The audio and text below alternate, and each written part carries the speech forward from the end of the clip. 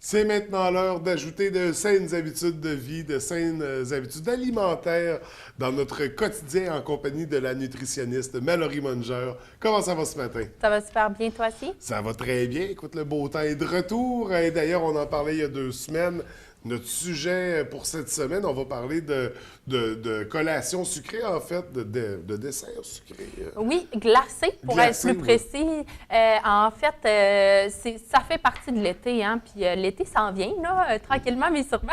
Puis, ça fait partie de l'été, les friandises glacées, mais là, tu sais, c'est correct de se permettre à l'occasion crème molle, des friandises qui sont peut-être moins intéressantes au niveau nutritionnel, mais pour le quotidien, pour la semaine, si on veut, là, donc on peut avoir des alternatives qui sont plus santé, plus intéressantes au niveau Parce que la nutritionnel. crème molle, c'est pas tous les jours, malheureusement. C'est une fois de temps en temps pour se gâter. Oui, on garde ça pour l'occasion, en Oui, fait. oui, mais il faut faire attention quand même.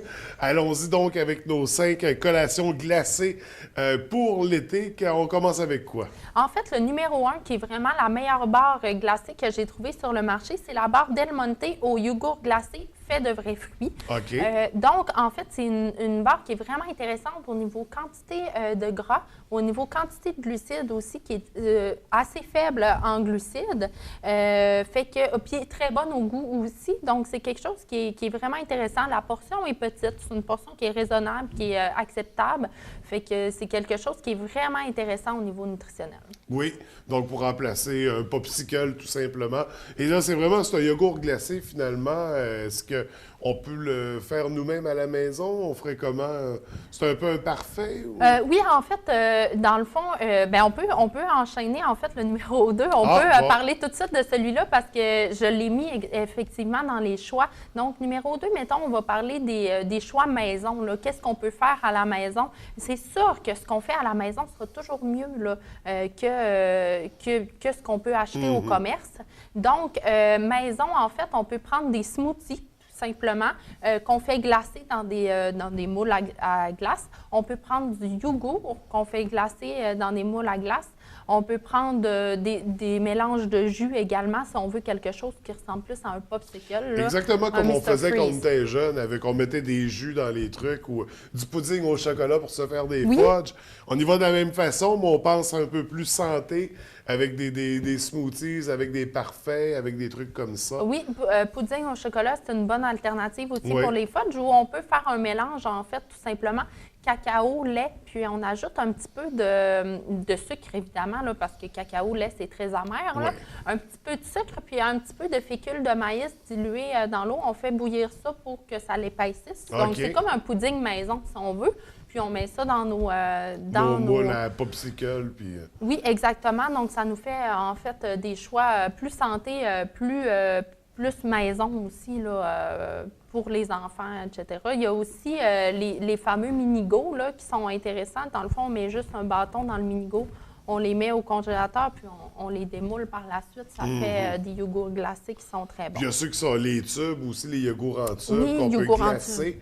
Une alternative dans la façon de les manger. Donc, en top 2, on a quand même pas mal de possibilités. Oui. Et on va y aller en numéro 3, Mallory. Numéro 3, on revient aux options un petit peu plus commerciales.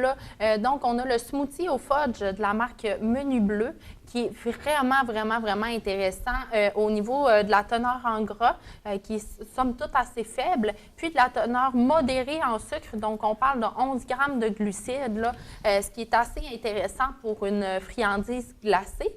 Ce qui est intéressant avec ce produit-là, c'est qu'il a été enrichi en oméga 3 d'origine marine. C'est assez rare sur le commerce qu'on voit des produits qui sont enrichis en oméga 3 marine.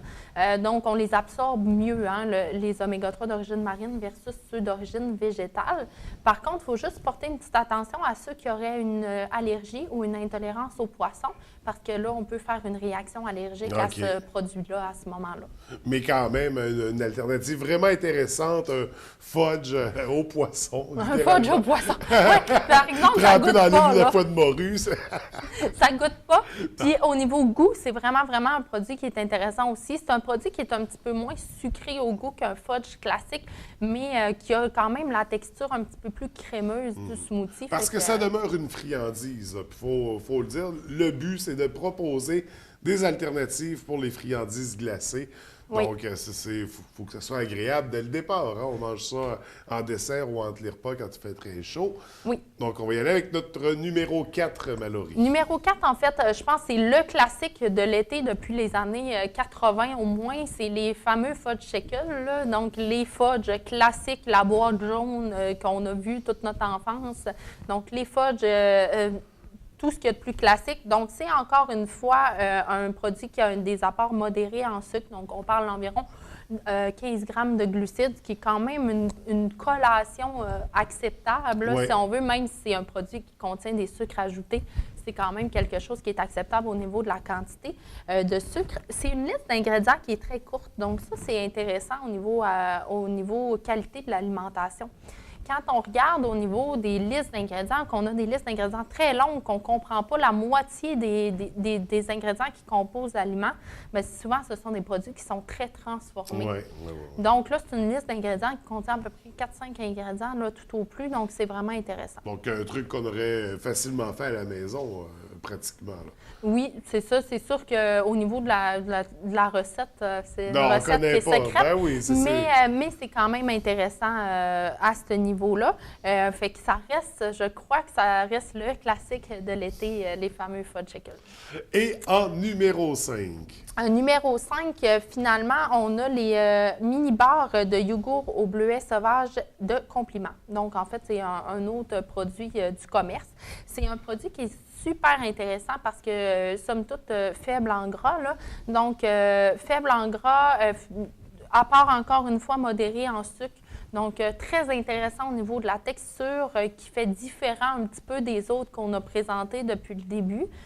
Donc, c'est super intéressant au niveau nutritionnel et goût aussi. Puis, tu sais, tout ce que j'ai présenté au niveau des produits plus commerciaux, c'est des portions qui sont modérées. Tu sais, c'est des petites barres. C'est sûr que si on va là avec les barres qui sont plus de format régulier versus les plus petits formats comme je viens de vous montrer, c'est sûr que là, on augmente la teneur en sucre, on augmente la teneur en gras. Donc, tu sais, c'est d'aller vers des portions qui sont plus raisonnables, plus adéquates là, pour une collation ou un dessert. Et là, j'ai remarqué aussi, les emballages sont bleus. Ça veut dire que c'est faible en sel, parce qu'on sait que ça prend du sel dans le procédé. Non, en fait, les emballages menu bleu, en fait, c'est vraiment, puis balance équilibre, là, c'est leur marque de commerce que l'emballage est bleu, mais c'est principalement parce que c'est des produits qui ont été ciblés pour être santé, améliorés au niveau de la valeur. Je pensais que c'était jaune au sodium, non, le bleu. pas nécessairement. Bon, ben, j'en apprends encore ce matin. Mais bref, les boîtes bleues, en général, sont plus saines que les boîtes régulières.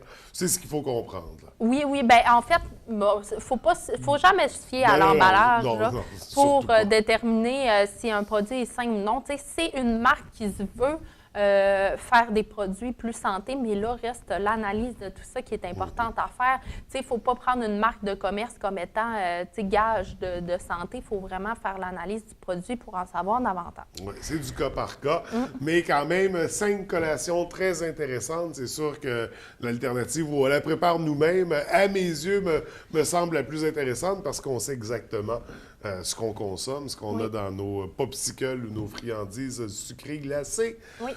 Mallory, merci beaucoup. Nous, ça commence bien pour le beau temps là, qu'on a devant nous. On se revoit dans 2 semaines. On ne connaît pas déjà notre sujet, non? Non, on va y aller selon la température et l'inspiration du moment, je Puis pense. si les gens ont des demandes aussi, n'hésitez pas. On peut communiquer avec toi de quelle façon? En fait, sur ma page Facebook, tout simplement, Mallory Mungard nutritionniste, vous pouvez me rejoindre via ça. Puis si vous avez des demandes spéciales, effectivement, gênez-vous pas, ça va me faire plaisir de répondre à ces demandes-là. Là. Si vous avez des questions sur l'alimentation, gênez-vous pas aussi, ça va me faire plaisir. Génial. Alors, on va en profiter. On va aller profiter du soleil dehors. Tu vas être bronzé à notre prochaine rencontre, je crois bien. Mallory, merci beaucoup. Au plaisir de se retrouver. Merci, bye-bye.